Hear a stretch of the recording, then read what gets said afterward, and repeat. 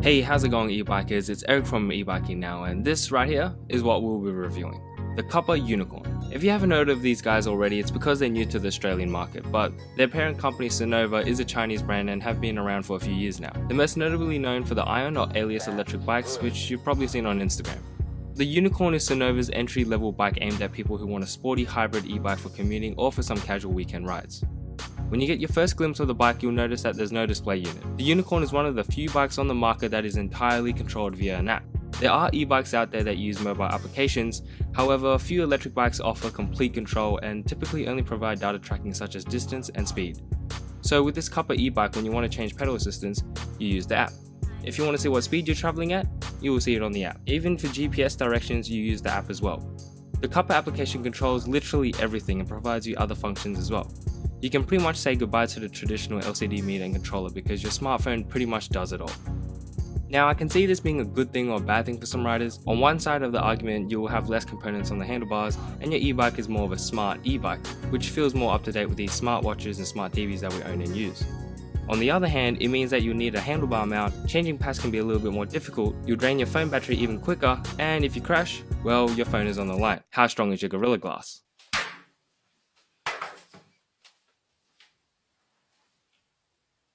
However, there are some solutions. For starters, Kupper provide a handlebar mount for their customers. I just didn't receive one as this specific Unicorn I got was more of a sample pre-retail version.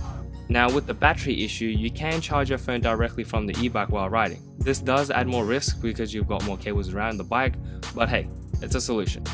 Right, so I'm a tech savvy guy, so having an integrated system that runs all from my smartphone is amazing. Using it was simple and you can get it up and running fairly easily. It requires a short setup which starts off with downloading the app where you can then scan your QR code that's specific to the bike. This is supplied by the tag on the bike when you unbox it. That will connect your bike to the phone via Bluetooth and then you're pretty much ready to start riding. Every time you want to ride, you just open up the app, press connect, and then you're ready to go. Your smartphone will act as the display and the controller. What's really cool is that the whole screen acts as a controller. So using swiping gestures, you can adjust the pedal assistance, which there are 3 of. There are 2 levels denoted by 1 and 2, and then a sport mode. This is obviously for maximal performance, which I pretty much use for my whole testing. But the reason why I never changed it was because my phone wouldn't be accessible while I rode. I would usually turn on the bike, engage in sport mode, and then chuck my iPhone into my backpack because I didn't have a handlebar mount. So I can't really comment on how easy or simple it was using the app while riding. I assume it would be fairly straightforward because the whole screen acts as a controller, so it wouldn't be too difficult to get a swipe to register. Every time you start a ride, it'll create a session. Much like Strava, it will record the distance traveled and time and display it at the end. It'll prompt you if you want to save it or trash it. One last thing that the app offers, which I haven't really seen before, is the navigation system. So much like Hobby's app, the application for the Unicorn offers navigation. Sort of. Basically, it searches your destination within the Kupper app and then it opens up Apple Maps for directions. So it's not entirely an inbuilt feature, but it does make that connection. Let's talk about the design of the bike now. It follows a conventional mountain bike design, nothing too flashy, just a simple sporty hybrid bike with a typical geometry. The alloy frame comes only in one size of 17 inches with only one color option. I have seen images of a black and green version, but I don't think Australia is getting that. What we get is a matte black finish with the bluish purple accents all over, on the frame and even on the spokes, specifically 2 of them. Now the battery also comes with stickers if you want even more color, but I left those aside as I like a more stealthy battery design. The specs for the battery are 36 volt output with Panasonic cells combined for 8.8 hour capacity. 36 volt is fairly standard for a street legal 250 watt system, but the 8.8 amp hour capacity is a little bit on the smaller side. The typical battery capacity for e-bikes is around 10 to 12 amp hours. Obviously the higher end bikes are capable of more, and folding bikes are usually less. But generally speaking, bikes are equipped with 10 to 12 amp hours these days. So right now I'm guessing there'll be worries about the range, but from the spec sheet on the website it states a minimum range of 80 kilometers and a maximum of 120 kilometers. This is quite outstanding as you'd only expect a minimum range of 50 kilometers with that battery size. Kupper actually did tell me the range they got from their real world test, which was more around 60 kilometers and 80 kilometers minimum and maximum respectively. I couldn't get around to doing a complete range test. I'm still trying to work this out, so I might do that in the future reviews. We'll see how it goes. Right, so back to the 60 kilometer claimed range, which is quite impressive. And I guess this is all thanks to the Sonova in-house team who have developed the Velo Up system, which uses a torque sensor instead of a speed sensor.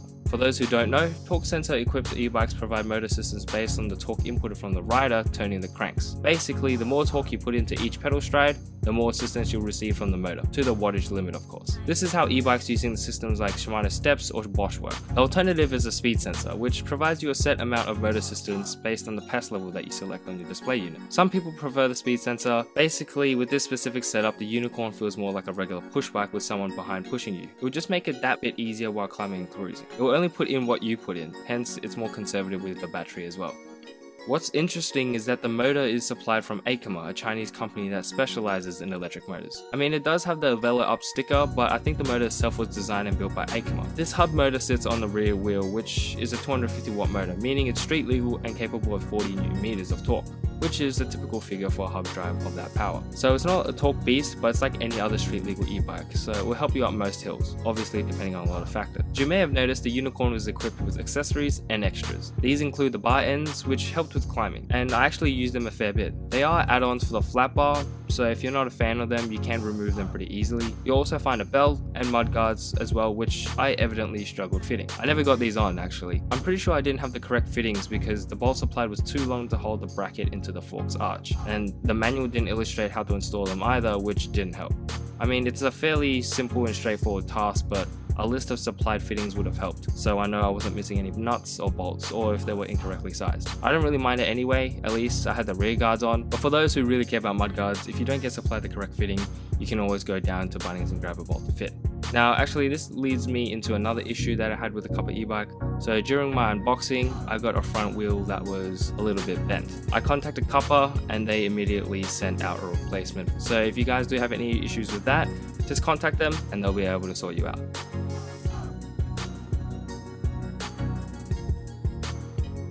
So I've been testing the Kupper Unicorn for a couple weeks now, and I think one word to describe it is versatility.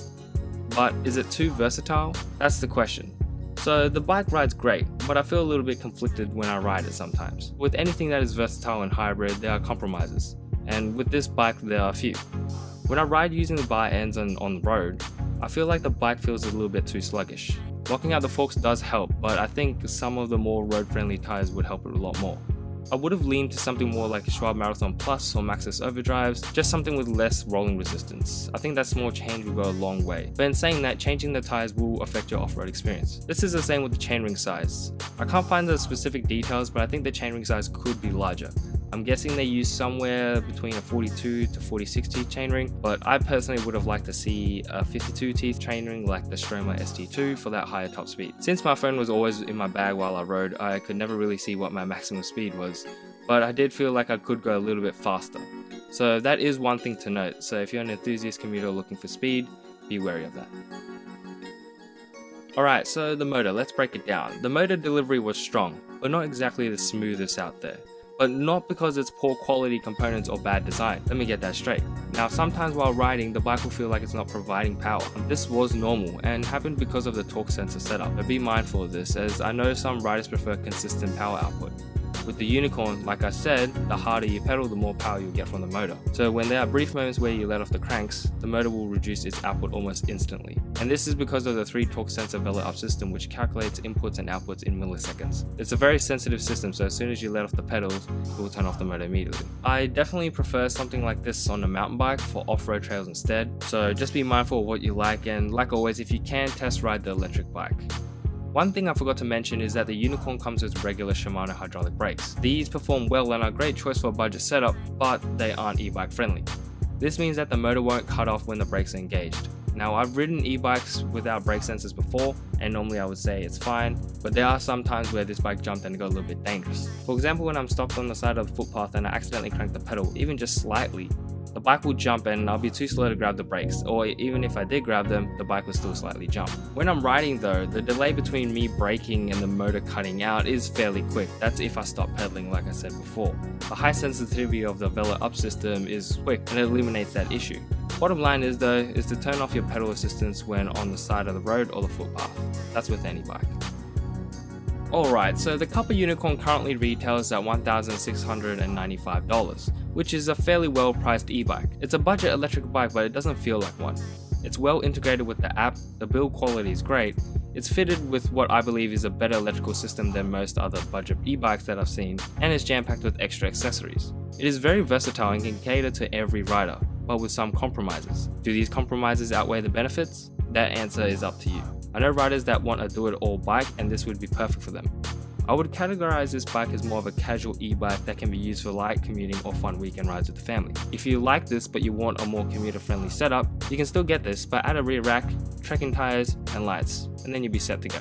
So breaking it down, the Kupper Unicorn is great at being a versatile bike which includes most of the accessories you'll need for a bike, also great at looking fabulous with that unicorn blue and purple decals all over, and lastly, it's comfortable. I didn't really express that in the review, but it was actually quite comfortable. Although it was small, I still felt comfortable on my rides on the road. However, it does have its downfalls.